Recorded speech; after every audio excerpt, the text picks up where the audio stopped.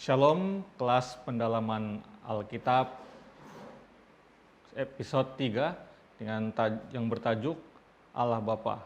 Bagi memerlukan kelas pendalaman Alkitab, kita bersatu dalam doa. Tuhan, terima kasih karena Kau sudah memberkati kami Tuhan sepanjang hari ini. Kiranya Kau memberkati mereka yang mendengarkan firman melalui kelas pendalaman kitab. Terima kasih Tuhan, ampuni kami. Dalam nama Yesus kami berdoa, amin. Jadi saudara-saudari yang saya kasih dalam Tuhan Yesus, pada hari ini kita akan mempelajari satu pelajaran baru, yaitu dalam pelajaran Alkitab mengenai doktrin, yaitu terdapat dalam bab 3, yaitu Allah Bapa. Jadi ini adalah lanjutan daripada pelajaran yang kemarin kita belajar tentang Trinitas, di mana Allah itu Esa tetapi memiliki 3 pribadi, yaitu Bapa, Anak, dan Roh Kudus.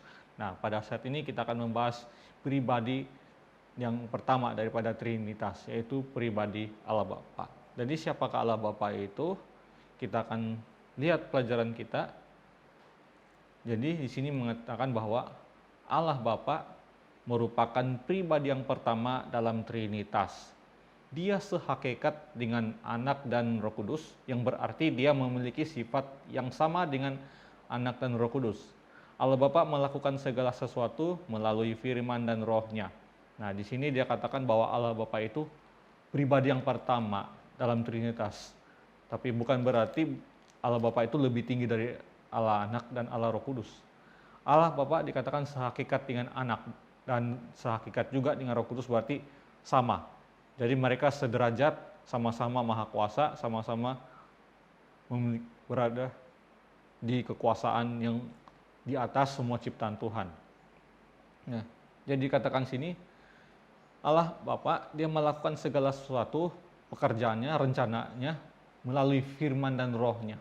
Jadi Allah dan firman-Nya tidak pernah terpisah. Kita tahu bahwa firman Allah itu adalah Yesus, anak Allah. Namun Allah dan Yesus itu tidak pernah terpisah, mereka adalah satu. Dan kita telah mempelajari bahwa Allah dan anaknya adalah satu, begitu juga dengan Roh Kudus. Ketiga pribadi adalah sehakikat. Nah, jadi siapakah Allah Bapa ini? Kita sudah tahu bahwa dia adalah pribadi yang pertama dalam Trinitas. Dan sekarang kita akan melihat selanjutnya tentang pribadi Allah Bapa ini. Oke. Ya, yang pertama itu dikatakan bahwa Allah Bapa adalah pencipta. Kita dapat lihat di dalam Kejadian 1 ayat 1, di sana dikatakan bahwa pada mulanya Allah menciptakan langit dan bumi. Di sana menyatakan bahwa siapakah Allah itu, dan Allah itu adalah pencipta. Allah Bapa mencipta segala sesuatu melalui firman dan Roh. Jadi dia berfirman lalu jadilah segala sesuatu. Dan kemudian di dalam 1 Korintus 15 ayat 28 dikatakan bahwa Allah Bapa itu penakluk segala sesuatu. Jadi dia menaklukkan, mengerti, berkuasa atas segala sesuatu bersama Anak dan Roh Kudus. Jadi ketika Allah Bapa dia menciptakan dan lalu dia memerintah itu bersama dengan Allah Anak dan Allah Roh Kudus. Dan seterusnya di dalam 1 Yohanes 4 ayat 8 dikatakan sana bahwa Allah adalah kasih. Jadi Allah adalah kasih, berarti Allah Bapa itu adalah Bapa yang penuh kasih. Dia mengasihi semua ciptaannya dan dia juga mengasihi firman-Nya, itu Anaknya dan Roh Kudus. Jadi kita mengenal bahwa Allah itu Allah yang penuh kasih. Dia mengasihi umat ciptaannya sama seperti kasih seorang Bapa kepada anak. Dan kasih Bapa dan anak itu seperti itulah kita dapat gambarkan betapa dekatnya Tuhan itu kepada umat yang dia kasihi. Dan di dalam 1 Timotius 1 ayat 17 dikatakan bahwa Allah Bapa itu disebut sebagai Raja segala zaman, Allah yang kekal, yang tak kelihatan, yang esa. Jadi Allah Bapa itu dia adalah Raja segala zaman. Dari sejak dunia diciptakan sampai kepada akhir zaman dan sampai selama-lamanya, Allah Bapa adalah Raja yang memerintah. Bukan saja di dunia, juga di surga dan bahkan seluruh alam semesta ini. Dan juga disebut Allah yang kekal. Arti Bapa itu sudah ada sejak kekekalan sebelum dunia diciptakan dan sampai selama-lamanya. Dan dikatakan juga bahwa yang Allah itu adalah yang tidak kelihatan. Jadi manusia tidak pernah melihat Allah, namun itu bukan berarti bahwa Allah itu tidak pernah hadir dalam kehidupan manusia. Allah itu sentiasa ada bersama kita meskipun kita tidak melihat, tapi kita percaya bahwa Allah itu ada. Karena Allah itu maha hadir dan dikatakan yang esa. Jadi kita sudah pelajari pelajaran sebelumnya, yang esa itu berarti satu dalam kesatuan. Nah, jadi Allah Bapa itu dan Anak dan Roh Kudus adalah disebut esa, berarti mereka adalah satu kesatuan. Berbeza tapi tidak dapat dibedakan, terpisah tapi tidak dapat dipisahkan. Itulah gambaran yang kita dapat lihat tentang Trinitas dan kita sudah paham siapakah Allah Bapa ini.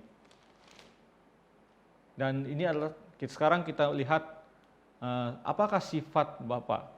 Jadi dalam Keluaran 34 ayat 6 dikatakan bahwa berjalanlah Tuhan lewat dari depannya dan berseru, Tuhan, Tuhan Allah penyayang dan pengasih, panjang sabar, berlimpah kasihnya dan setianya. Jadi ayat ini mengatakan bahwa Bapa itu penyayang, pengasih, panjang sabar dan berlimpah kasih setia. Jadi sifat Tuhan itu yang pertama dia adalah Allah yang penuh kasih dan dia juga panjang sabar, berarti Allah itu kesabaran Allah itu melebihi segalanya. Tidak ada siapapun yang mempunyai kesabaran lebih panjang dari kesabaran Tuhan. Dan dia dikatakan bahwa Allah itu penuh kasih setia. Dan dalam firman Allah mengatakan bahwa kalaupun manusia tidak setia, tapi Allah itu tetap setia. Itulah Tuhan kita. Dan kita sudah mengerti bahwa sifat Allah itu juga dimiliki Allah Anak dan Allah Roh Kudus. Jadi mereka sehakikat berarti mereka memiliki sifat yang sama.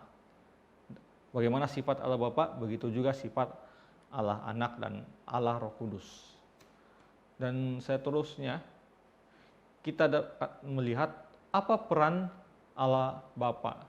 Nah, kita dapat lihat sini beberapa dinyatakan tentang peranan Allah Bapa. Yang pertama, di dalam Wahyu 4 ayat 11 dikatakan sana bahwa Allah Bapa menjadikan segala sesuatu. Menjadikan segala sesuatu berarti dia menciptakan segala sesuatu dari yang tidak ada menjadi ada. Jadi yang pada mulanya dunia ini belum ada, melalui Allah dunia ini akhirnya ada.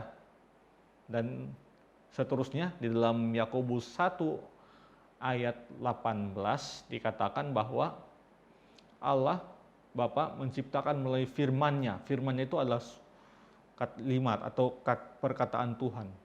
Namun perkataan Tuhan ini lebih dari sekadar perkataan, tetapi perkataan yang hidup. Dan kita sudah tahu bahwa firman ini disebut adalah gelar bagi Allah Anak. Dan di dalam Amsal 14 ayat 26 dikatakan bahwa Allah Bapa itu melindungi anak-anaknya. Jadi Tuhan bukan saja menciptakan manusia, tetapi juga melindungi manusia seperti seorang Bapa melindungi anak-anaknya. Jadi kasih sayang Tuhan dapat kita mengerti sama seperti kasih seorang Bapa kepada anak. Dan yang seterusnya, di dalam Yohanes 3:16 ini kita sering dengar bahwa dikatakan bahwa Allah menyerahkan anaknya untuk menyelamatkan dunia. Karena manusia itu kita tahu bahwa sudah hidup di dalam dosa dan berada jauh daripada Allah. Dan tugas Allah Bapa ini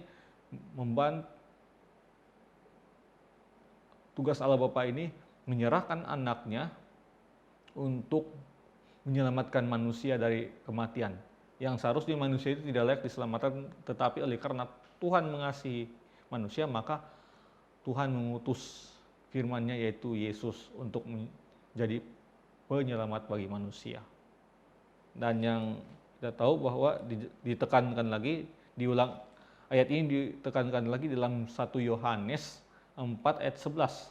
Dikatakan Allah Bapa mengutus Yesus sebagai juru selamat. Jadi ini adalah penekanan kepada Yohanes 3 ayat 16.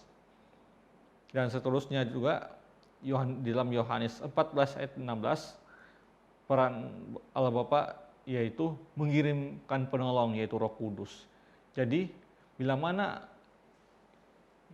Allah Anak telah menyelesaikan pekerjaan juru selamat, maka penolong itu Roh Kudus itu diutus oleh Bapa melalui Yesus kepada manusia, supaya manusia yang itu diberi kuasa untuk melakukan pekerjaan Tuhan, diberi kesanggupan untuk melakukan pelayanan bagi Tuhan. Dan dalam Keluaran 34 ayat 7 dikatakan bahwa Allah Bapa mempunyai kuasa untuk mengampuni kesalahan, pelanggaran dan dosa, serta membalaskan kesalahan. Jadi Allah Bapa mempunyai kuasa yaitu mengampuni dan sekaligus juga menghukum. Nah, Tuhan mempunyai dua otoriti ini, dan kita dapat lihat bahwa Allah Anak dan Allah Roh juga terlibat dalam otoritas Allah, yaitu mengampuni, yaitu membebaskan seseorang yang bersalah daripada hukuman. Kita tahu bahwa Allah itu Allah yang penuh kasih. Karena Dia mengasihi, maka Dia memberikan pengampunan kepada mereka yang datang kepada Dia dan memohon pengampunan. Dan Allah itu juga dikatakan sini,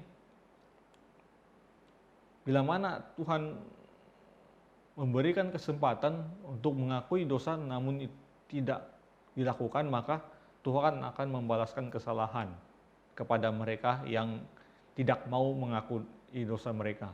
Nah, jadi ini adalah antara peran Allah Bapa yang kita sudah pelajari, dan sekarang kita dapat lihat secara keseluruhan tentang pribadi Allah Bapa secara ringkasnya, yaitu kita sudah tahu yang pertama, Allah Bapa adalah pribadi yang pertama dalam Alkitab.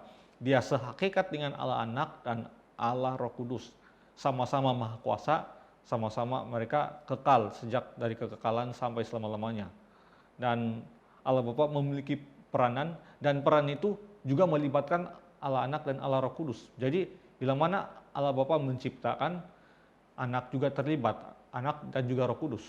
Dan ketika penyelamatan, Allah Bapa juga terlibat bersama Roh Kudus di dalam pekerjaan penyelamatan yang melalui Yesus. Dan ketika Roh Kudus bekerja, Allah Bapa dan Anak juga turut bekerja. Jadi ketiga pribadi ini saling menyatu dengan satu yang lain. Jadi Bapa dan Anak itu berbeza, tapi mereka tetap sama dalam hakikat, sama dalam tabiat, dan juga satu dalam tujuan. Nah, jadi inilah yang kita dapat pelajari dari pelajaran doktrin kita, yaitu tentang Allah Bapa. Jadi sekian dari pada pelajaran kita, kiranya Tuhan memberkati. Saya bawakan dalam nama Yesus. Amin. Jadi kita bersatu dalam doa.